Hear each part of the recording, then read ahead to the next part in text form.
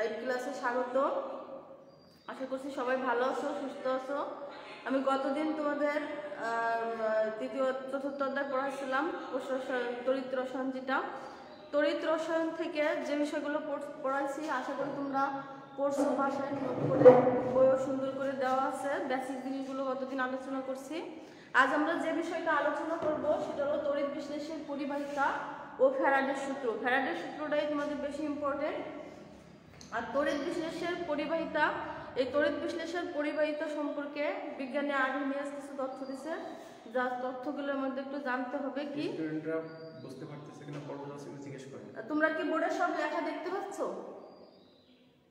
আমাকে একটু কমেন্টে করে জানাও তোমরা লেখা দেখতে পাচ্ছ কিনা বা সবকিছু ক্লিয়ার আছে কিনা। যেহেতু আজকে ওয়েদার খারাপ, নেটওয়ার্কে একটু ঝামেলা হচ্ছে, তোমরা দেখতে পাচ্ছ কিনা দেখে আসি। লাইক দিছো, আমাদের দুই লাইক দিয়েছে।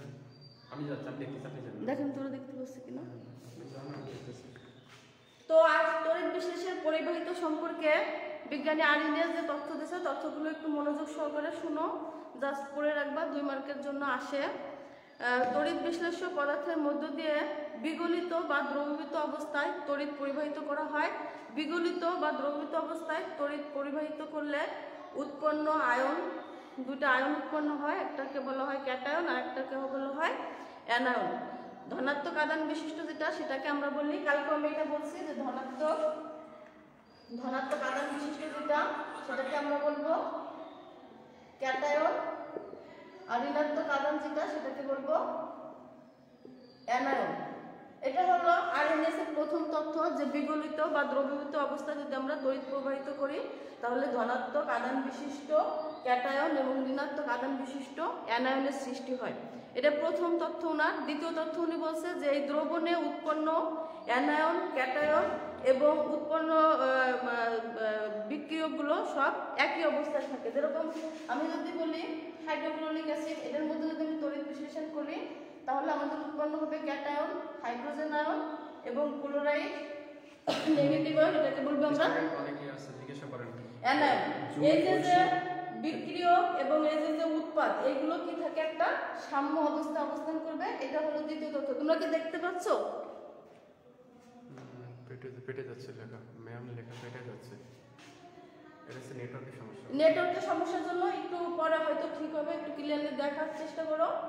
তো কি বলছে, অ্যানায়ন এবং এই যে ক্যাটায়ন উৎপন্ন যে পদার্থগুলো আয়নগুলো হবে, সেই আয়ন এবং এই বিক্রিয়ক কি থাকবে, একটা সাম্য অবস্থায় থাকবে এবং এদের ধর্ম কি হবে, ভিন্ন হবে।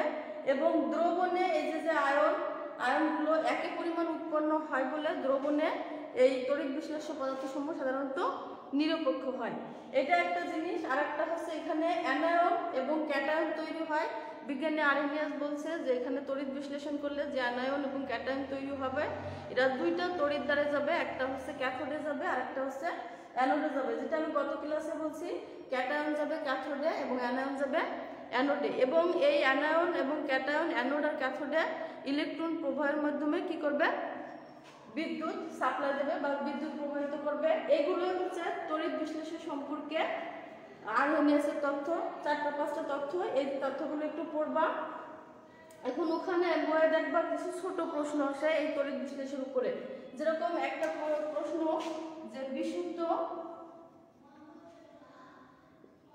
বিশুদ্ধ পানি ও সমযোজী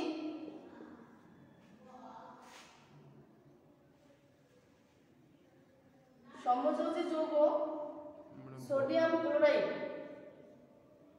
তড়িৎ পরিবহন করে না, কিন্তু মিশ্রিত অবস্থায়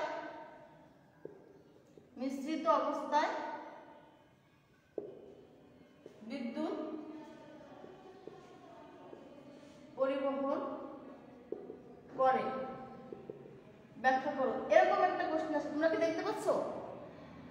কি বলছি, বিশুদ্ধ পানীয় সমযোজী যৌগ সোডিয়াম ক্লোরাইড তড়িৎ পরিবহন করে না, কিন্তু এই দুটোকে যদি আমরা মিশ্রিত করি তাহলে এরা কি করে, তড়িৎ পরিবহন করে। এর ব্যাখ্যা হলো যখন পানি আমরা কি জানি H2A, পানিকে যদি আমরা বিয়োজিত করি তাহলে হাইড্রোজেন আয়ন আর হাইড্রোক্সি হাইড্রক্সিল আয়ন হয়। যখন বিশুদ্ধ অবস্থায় থাকে তখন পানিটা খুবই অল্প পরিমাণ বিয়োজিত হয়, আর অল্প পরিমাণ বিয়োজিত হয় বলে এরা তড়িৎ পরিবহন করে না। অনুরূপভাবে সমযোজী যৌগ সোডিয়াম ক্লোরাইড, এই সোডিয়াম ক্লোরাইডও আংশিক বিয়োজিত হয়, এরা একটা পোলার যৌগ, এই পোলার যৌগ আংশিক বিয়োজিত হয় বলে এরা কি করে তড়িৎ পরিবহন করে না। কিন্তু এই দুইটাকে যদি আমরা মিশ্রিত করি, পানি আর সোডিয়াম ক্লোরাইড, তখন মিশ্রিত করলে এই সোডিয়াম ক্লোরাইড পানি দ্বারা দ্রাবকীয়ত হয়, দ্রাবকীয়ত হয়ে ওর মধ্যে বিশ্লেষিত হয়ে যায়, বিশ্লেষিত হয়ে সে কি করে বিদ্যুৎ পরিবহন করে।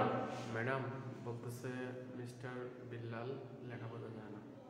কি করব, নেটওয়ার্কের সমস্যা, নেটওয়ার্কের সমস্যার জন্য তোমরা হয়তো লেখা বুঝতে পারছো না। কথাগুলো শোনা যায় কিনা? তোমরা কি কথা ক্লিয়ারলি শুনতে পাচ্ছ? কথা ক্লিয়ার শোনা যাচ্ছে? তাহলে একটু মনোযোগ দিয়ে একটু কথাগুলো শোনো, কথাগুলো শুনে এগুলো বইও আছে, বই থেকে একটু মিলাই পড়তে পারবা। নেটের কারণে এরকম হচ্ছে, আমরা ওয়াইফাই লাইন নিচ্ছি, নিজেদের নেট করে ক্লাস নিচ্ছি, তারপরে তোমাদের সমস্যা হলে কি করার, একটু ধৈর্য ধরে ক্লাসটা করো, মনোযোগ দিয়ে কথাগুলো শোনো। কথা কি শুনতে পাচ্ছ? আমাকে একটু কমেন্টের মাধ্যমে জানাও কথা শুনতে পাচ্ছ কিনা।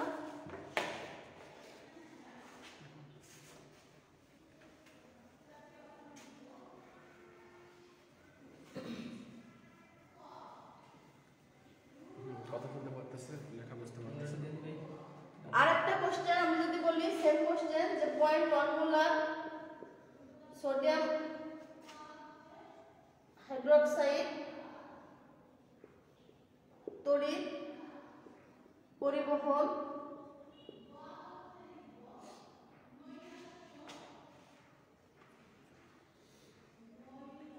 করে, কিন্তু 0.1 মোলার অ্যামোনিয়াম হাইড্রোক্সাইড তড়িৎ, এটা কোশ্চেন, ছোট কোশ্চেন, 2 মার্কের জন্য আসে, তড়িৎ পরিবহন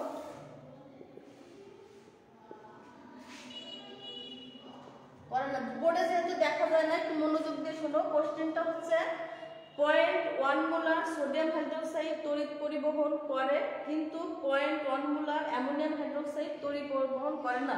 এখানে দুইটা ক্ষার আছে, সোডিয়াম হাইড্রোক্সাইড একটা ক্ষার এবং অ্যামোনিয়াম হাইড্রোক্সাইড ক্ষার, দুইটাই আমাদের ক্ষার দ্রবণ, আর দুইটারই মোলারিটি কত দিয়ে আছে 0.1 মোলার, দুইটাই সেম মোলার দ্রবণ। কিন্তু কোশ্চেন হচ্ছে একটা পরিবহন করে আর একটা করে না, কারণ সোডিয়াম হাইড্রোক্সাইড এর অ্যান্সার লিখবা যে 0.1 molar sodium hydroxide, sodium hydroxide একটা তীব্র ক্ষার, এটি দ্রবীভূত অবস্থায় সম্পূর্ণরূপে বিয়োজিত হয়, সম্পূর্ণরূপে বিয়োজিত হয়ে সে কি করে সোডিয়াম আয়ন এবং হাইড্রোক্সিল আয়ন তৈরি করে।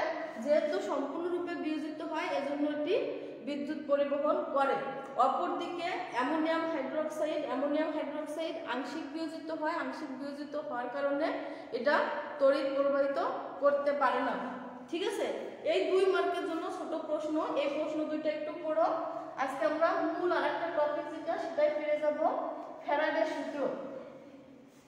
আসল ফ্যারাডের সূত্রটা কি সেটা একটু জেনে নিই।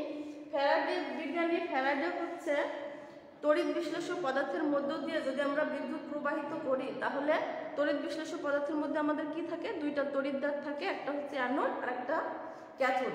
এই অ্যানোড এবং ক্যাথোডে ওই পদার্থসমূহ কি হয়, সঞ্চিত হয় বা দ্রবীভূত হয়ে ওখানে যে জমা হয়। এইগুলোর উপর ভিত্তি করে একটা সূত্র দিয়েছে, যেটাকে আমরা ফ্যারাডের সূত্র হিসাবে জানি। সূত্রটা একটু মনোযোগ সহকারে শুনো, আমি লিখে দেবো, তারপরে একটু শুনে রাখো। যে তড়িৎ বিশ্লেষণের ফলে বিভিন্ন তড়িৎদ্বারে রাসায়নিক বিক্রিয়ায় উৎপন্ন বা দ্রবীভূত পদার্থের পরিমাণ ওই তড়িৎ বিশ্লেষণের মধ্য দিয়ে প্রবাহিত আদানের সমানুপাতিক। ঠিক আছে, আমি লিখে দিচ্ছি ফ্যারাডের সূত্র, ঠিক করে একটু সাদা লিখবা। ফ্যারাডের সূত্র কি বলছি, তড়িৎ বিশ্লেষণের ফলে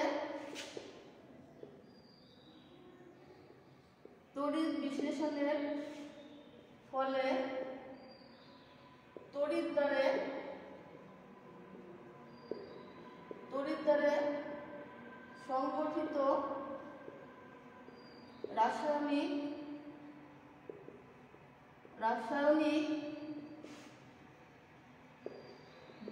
বিক্রিয়ার ফলে উৎপন্ন বা সঞ্চিত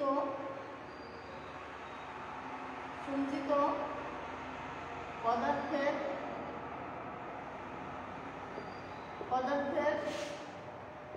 পরিমাণ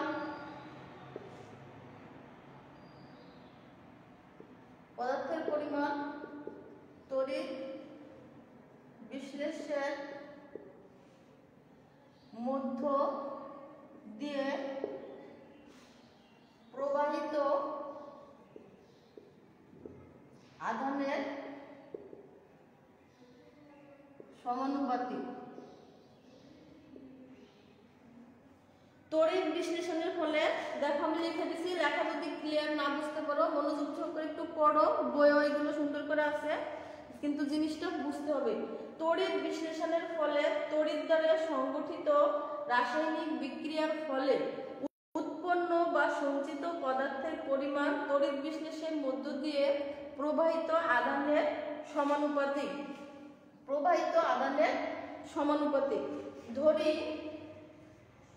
ধরি তড়িৎ বিশ্লেষণের মধ্য দিয়ে কিউ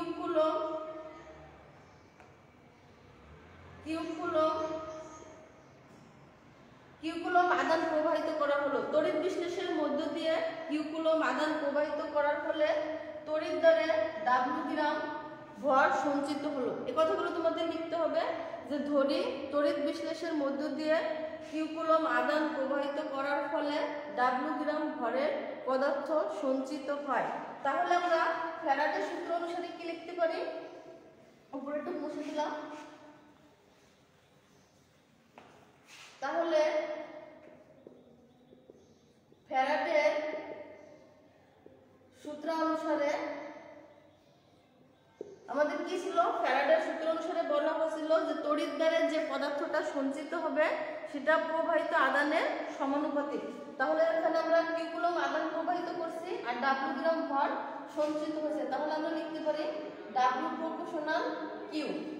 ঠিক আছে, W প্রপোর্শনাল কিউ বা W equal to Z Q. এখানে জেড হচ্ছে, জেড কে সমানুপাতিক ধ্রুবক বলা হয়, সমানুপাতিক ধ্রুবক, জেড কে সমানুপাতিক ধ্রুবক বলে, এবং জেড কে তড়িৎ রাসায়নিক তুল্যাঙ্ক বলা হয়। তড়িৎ রাসায়নিক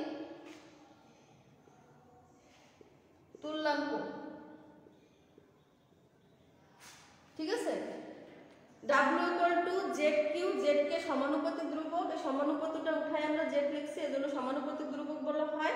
আবার যেহেতু এটা তড়িৎ বিশ্লেষণের ক্ষেত্রে আমরা লিখতেছি, এজন্য জেড কে তড়িৎ রাসায়নিক তুল্যাঙ্ক বলে। এখন আমরা যদি এই তড়িৎ বিশ্লেষণ পদ্ধতি দিয়ে আই এম্পিয়ার বিদ্যুৎ টি সময় ধরে প্রবাহিত করি, টি সেকেন্ড সময় ধরে যদি প্রবাহিত করি, তাহলে কিউ ইকুয়াল টু আমরা লিখতে পারি আই টি। কি বললাম? এই তড়িৎ বিশ্লেষণের মধ্য দিয়ে যদি আই এম্পিয়ার বিদ্যুৎ টি সেকেন্ড সময় ধরে প্রবাহিত করি, তাহলে কিউ ইকুয়াল টু লিখতে পারি আই টি। তাহলে এই কিউ এর মানটা আমরা এই সমীকরণে বসাই দিই। তাহলে আমরা বসাই দিলে কি লিখতে পারবো? Z I T, W equal to Z I T. এটাই ফ্যারাডের সূত্র। এই সূত্রের সাহায্যে আমাদের অনেক অঙ্ক করতে হবে। W equal to Z I T, এটাই গাণিতিক রূপ। এখন দেখো এর মধ্য দিয়ে যদি I ইকুয়াল টু 1 এম্পিয়ার হয়, অর্থাৎ 1 এম্পিয়ার বিদ্যুৎ যদি আমরা প্রবাহিত করি কত সময় ধরে?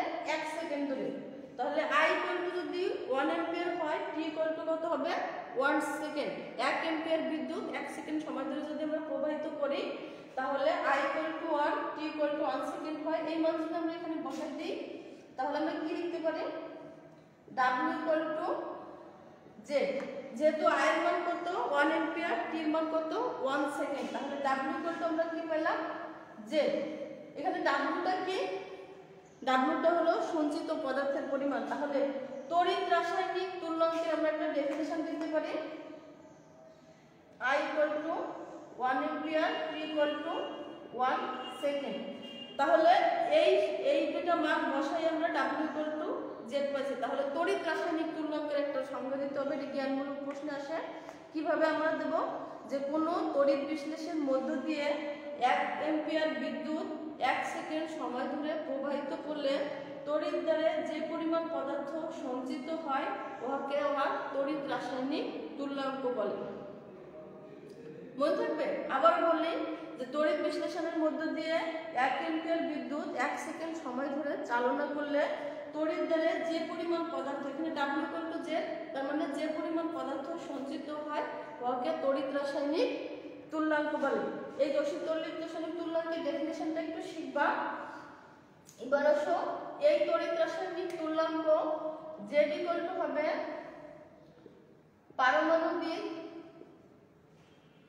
ভর ভাগ হলো N গুণ F। এখানে Nটা হচ্ছে যোজ্যতা, ঠিক আছে? N মানে হচ্ছে যোজ্যতা আর F হচ্ছে ফ্যারাডের সংখ্যা। তাহলে কোন একটা পরমাণুর Z যদি আমরা বের করতে চাই তাহলে কি লিখবো? আর পারমাণবিক সংখ্যা ভাগ N গুণ হচ্ছে F। F কে বলা হচ্ছে ফ্যারাডের সংখ্যা বা ফ্যারাডের ধ্রুবক। ফ্যারাডের ধ্রুবকের ডেফিনেশনটা একটু শিখতে হবে। ফ্যারাডের ধ্রুবক কাকে বলে একটু মনোযোগ দিয়ে শোনো। প্রতি মোল ইলেকট্রন প্রবাহের ফলে, প্রতি মোল মানে 1 মোল, 1 মোল ইলেকট্রন প্রবাহের ফলে যে পরিমাণ আয়ন সঞ্চিত হয় বা যে পরিমাণ আয়ন সৃষ্টি হয় ওকে বলে ফ্যারাডের ধ্রুবক। একে F দ্বারা প্রকাশ করা হয়। এই F এর মান হচ্ছে সবসময় 96,500 কুলম্ব। এটা একটা কনস্ট্যান্ট মান। যেরকম আমি তোমাদের একটা एग्जांपल দিলে আরো ক্লিয়ার হবে।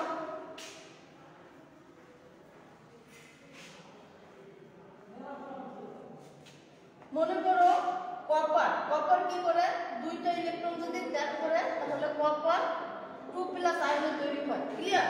তাহলে আমি কি বলছি, যে প্রতি মোল ইলেকট্রন প্রবাহের ফলে যে পরিমাণ আয়ন সৃষ্টি হয় ওকে বলা হয় কি?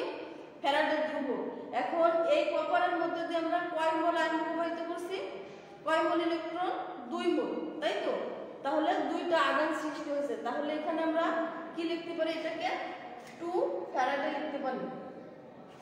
তাহলে এখানে 2টা হলো কি হয়? যোজ্যতা, আর এই যে কয়টা ইলেকট্রন প্রবাহিত হবে সেটাকেই আমরা ফ্যারাডে লিখব। তাহলে বলো তো এখান থেকে আমরা কপারের যদি Z এর মান বের করতে চাই তাহলে কি লিখব? Z কপারের পারমাণবিক ভর 63, যোজ্যতা কত পাইলাম? 2, তাই তো? সে 2 আয়ন বিশিষ্ট হলো, যোজ্যতা 2 গুণ হচ্ছে F। F এর মান কত? 96,500। বুঝতে পারছো সবাই? যে Z কি হবে? পারমাণবিক ভর ভাগ হলো যোজ্যতা গুণ হচ্ছে ফ্যারাডের সংখ্যা বা ফ্যারাডের ধ্রুবক। ফ্যারাডের ধ্রুবকের মান সবসময় 96,500 কুলম্ব। এখন আমাদের প্রশ্ন যে ফ্যারাডের ধ্রুবকটা কি? ফ্যারাডের ধ্রুবক হলো প্রতি মোল ইলেকট্রন প্রবাহের ফলে যে আধান সৃষ্টি হয় ওকে বলা হয় ফ্যারাডের ধ্রুবক। আমি एग्जांपल হিসেবে নিয়েছি যে কপার যদি দুইটা ইলেকট্রন ত্যাগ করে তাহলে কপার 2+ আয়নের সৃষ্টি হয়। তাহলে কয় মোল ইলেকট্রন সে প্রবাহিত করা হলো? 2 মোল। তাহলে এখানে কয় ফ্যারাডে হবে? 2 ফ্যারাডে। এখানে 2টা হচ্ছে তার যোজ্যতা আর এই ফ্যারাডের মানে হচ্ছে 96,500 কুলম্ব। তাহলে Z এর মান আমরা বের করব কিভাবে? কপারের পারমাণবিক ভর 63, যোজ্যতা পাইছি 2 আর F এর মান 96,500। অঙ্ক করার সময় এই জিনিসটা আমাদের লাগবে। আমরা নেক্সট ক্লাসে এর কিছু গাণিতিক সমস্যা সমাধান করব। আগে তোমরা সূত্রটা আগে আয়ত্ত করো। সূত্রটা আয়ত্ত করার ফলে আমরা গাণিতিক সমস্যাটা করতে পারবো। এই ফ্যারাডের সূত্র ভিত্তিক অঙ্ক অনেক আসে, অর্থাৎ Z এর মান কিভাবে বের করতে হয়, সঞ্চিত ভর, তারপরে তড়িৎ প্রবাহ, সময়, যে কোনো একটা জিনিস আমাদের বের করতে আসতে পারে। কিন্তু তার আগে তোমাদের এই জিনিসগুলো বের করা শিখতে হবে। আর এই ফ্যারাডের সূত্রের ব্যবহারটা একটু শিখবা। ফ্যারাডের সূত্র ব্যবহার করা হয় বিগলিত বা দ্রবীভূত অবস্থায় তড়িৎ বিশ্লেষণের ক্ষেত্রে। তারপরে ফ্যারাডের সূত্র দ্বারা কি করা হয়? তড়িৎ প্রবাহ নির্ণয় করা যায়। এটাই ফ্যারাডের সূত্রের ব্যবহার। আরেকটা ছোট্ট কোশ্চেন একটু পড়বা, সেটা হলো ধাতব পরিবাহী ও তড়িৎ বিশ্লেষণ মধ্যে তড়িৎ বিশ্লেষণের মধ্যে পার্থক্য। 2 মার্কের জন্য প্রশ্ন আসে ধাতব পরিবাহী ও তড়িৎ বিশ্লেষক পরিবাহীর মধ্যে পার্থক্য। গত ক্লাসে আমরা ধাতব পরিবাহী তড়িৎ বিশ্লেষক করছি, ওখান থেকে পার্থক্যগুলো নির্ণয় করতে হবে। আমি একটু বলে দিই। ধাতব পরিবাহীকে ইলেকট্রন প্রবাহের ফলে কি হয়, ধাতুর মধ্যে দিয়ে বিদ্যুৎ প্রবাহিত হয়, আর তড়িৎ বিশ্লেষণের ক্ষেত্রে আয়ন প্রবাহের ফলে বিদ্যুৎ প্রবাহিত হয়। ধাতব পরিবাহীর ভৌত পরিবর্তন, এখানে কোনো রাসায়নিক পরিবর্তন হয় না, আর তড়িৎ বিশ্লেষণের মধ্যে দিয়ে কি হয়, রাসায়নিক পরিবর্তন হয় এবং নতুন পদার্থের সৃষ্টি হয়। তারপরে ধাতব পরিবাহীতে কি হয়, ধাতব পরিবাহীতে কোনো পরিবর্তন হয় না, আর এখানে নতুন পদার্থের সৃষ্টি হয়। ধাতব পরিবাহীতে ক্যাথোড থেকে অ্যানোডের দিকে তড়িৎ প্রবাহিত হয়, আর তড়িৎ বিশ্লেষণের ক্ষেত্রে অ্যানোড থেকে ক্যাথোডের দিকে তড়িৎ প্রবাহিত হয়। এই পার্থক্যগুলো 2 মার্ক বা 3 মার্কের জন্য আসে, বইতে লেখা আছে, ওখান থেকে একটু পড়ে নিও 2-3 মার্কের জন্য, যে ধাতব পরিবাহী ও তড়িৎ বিশ্লেষণের মধ্যে কিছু পার্থক্য। তাহলে আগামী দিনে আমাদের পড়া থাকছে কি, যে আর্হেনিয়াসের তথ্য, তড়িৎ বিশ্লেষণ পরিবাহিতা সম্পর্কে, ফ্যারাডের সূত্র, তার ব্যাখ্যা এবং ধাতব পরিবাহী ও তড়িৎ বিশ্লেষণের মধ্যে পার্থক্য। এই জিনিসগুলো সুন্দর করে নোট করে একটু পড়ো। নেটওয়ার্কের সমস্যার কারণে একটু সমস্যা হচ্ছে, কিছু করার নেই, কথাগুলো ক্লিয়ারলি একটু শুনতে হবে, আর বই থেকে একটু নোট করে ওর সাথে মিলাই একটু পড়তে হবে। আর যতটা পারো বোর্ডে আমি বোঝাই দেওয়ার চেষ্টা করতেছি, এটা একটু মনোযোগ সহকারে দেখো। সবাই ভালো থাকো, নেক্সট ক্লাসে আবার দেখা হবে। আল্লাহ হাফেজ।